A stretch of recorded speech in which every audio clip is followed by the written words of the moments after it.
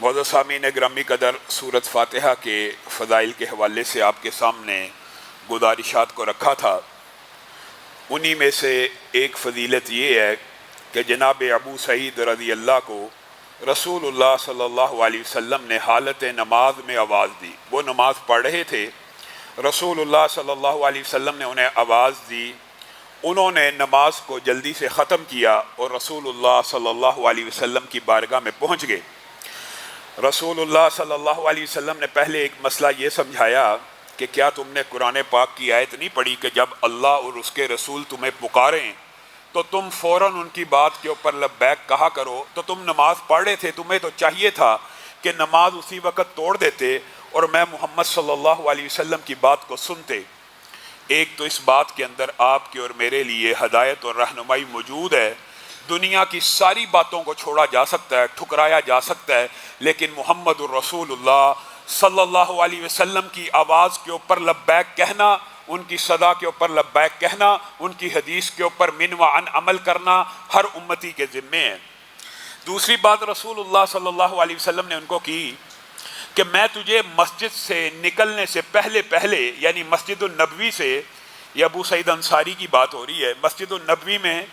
تو بیٹھا ہوا ہے، یہاں سے نکلنے سے پہلے میں تجھے قرآن پاک کی سب سے عظیم سورت کی خبر دے کے جاؤں گا۔ میں تجھے قرآن پاک کی سب سے عظیم سورت کی خبر دوں گا۔ اب جب وہ نکلنے لگے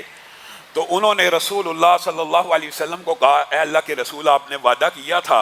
کہ آپ قرآن پاک کی سب سے عظیم سورت کی خبر دیں گے۔ یہ آپ کے اور میرے لیے خوشخبری کی بات ہے کہ ہمیں بھی یہ پیغام پہنچ گیا، اور ہم نے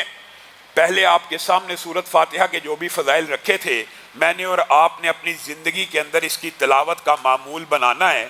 رسول اللہ صلی اللہ علیہ وسلم نے کہا، ہاں ابو سعید، وہ سورۃ فاتحہ ہے جس سے قرآن پاک کی ابتدا ہوتی ہے، اور اس بات کے اوپر امت کا اجماع ہے۔ چونکہ رسول اللہ کی حدیث آ گئی، اجماع نہ بھی ہوتا کہ قرآن پاک میں سب سے اعظم سورت اگر کوئی ہے تو سورۃ فاتحہ ہے۔ بعض ساتھیوں نے ضمنی طور پہ کچھ سوالات کیے، ان کا بھی جواب دے دوں کہ یہ جو سورۃ فاتحہ کا آپ نے دم بتایا ہے، یہ براہ راست جسم پہ کیا جا سکتا ہے، پانی پہ کیا جا سکتا ہے۔ تو میرے بھائیوں، یہ بات یاد رکھیں کہ سنت طریقہ دم کا یہ بھی موجود ہے کہ رسول اللہ صلی اللہ علیہ وسلم کے اوپر امی عائشہ جب دم کیا کرتی تھی تو انہی کے ہاتھوں کو انہی کے بدن پہ پھیرا کرتی تھی کہ ان کے ہاتھ زیادہ برکت والے ہیں۔ گویا ہاتھوں کے اوپر پھونک مار کر ان کا دم بھی کیا جا سکتا ہے، پانی کے اوپر تھتکار کر اس کا بھی دم کیا جا سکتا ہے، اس میں کسی بھی قسم کی کوئی قباحت موجود نہیں۔ بعین اسی طرح کی حدیث جناب ابی ابن کعب، جن کی کنیت آپ کے علم میں ہونی چاہیے، کیا ہے؟ ابو منذر، اور رسول اللہ صلی اللہ علیہ وسلم نے جیسے ابو سعید کو یہ کہا کہ تجھے پتہ ہے قرآن پاک کی کون سی سب سے بڑی سورت ہے، سب سے عظیم سورت ہے، اور ان کو خبر دی، اسی طرح ابی ابن کعب سے سوال کیا، اے ابی ابن کعب، اے ابو منذر، کیا آپ کو علم ہے کہ قرآن پاک کی سب سے عظیم آیت کون سی ہے؟ تو ابو منذر ابی ابن کعب نے خود سے اجتہاد کر کے کہا، جی ہاں اے اللہ کے رسول، میرے خیال میں قرآن پاک کی سب سے عظیم آیت، پہلے سورت کی بات ہے، یہاں پہ آیت پوچھی جا رہی ہے کہ سب سے عظیم آیت کون سی ہے؟ تو انہوں نے اپنے اجتہاد سے یہ کہا، جی اللہ کے رسول، مجھے علم ہے قرآن پاک کی ایک آیت، آیت الکرسی، شاید قرآن پاک کی سب سے عظیم آیت ہے۔ تو رسول اللہ صلی اللہ علیہ وسلم نے پیار سے ابی ابن کعب کے سینے کے اوپر ہاتھ مارا دست شفقت کی طرح، اور پیار کرتے ہوئے کہا، ابی ابن کعب، تجھے تیرا علم مبارک ہو، تو نے بے شک قرآن پاک کی سب سے عظیم آیت کی درست نشاندہی کی ہے۔ اور ابو امامہ کی جو روایت ہے وہ یہ ہے کہ نبی کریم صلی اللہ علیہ وسلم نے ارشاد فرمایا،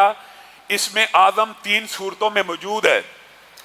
ابو امامہ کہتے ہیں، میں نے رسول اللہ صلی اللہ علیہ وسلم سے خود سنا کہ رسول اللہ صلی اللہ علیہ وسلم نے فرمایا، اس میں اعظم 3 صورتوں میں موجود ہے، اور اس کی سند کو امام البانی نے حسن درجے کا کہا ہے، اور دیگر محدثین بھی اس کی سند کو حسن درجے کا کہتے ہیں۔ ابو امامہ نے کہا، رسول اللہ نے صرف اتنا فرمایا تھا کہ اس میں اعظم 3 صورتوں میں موجود ہے،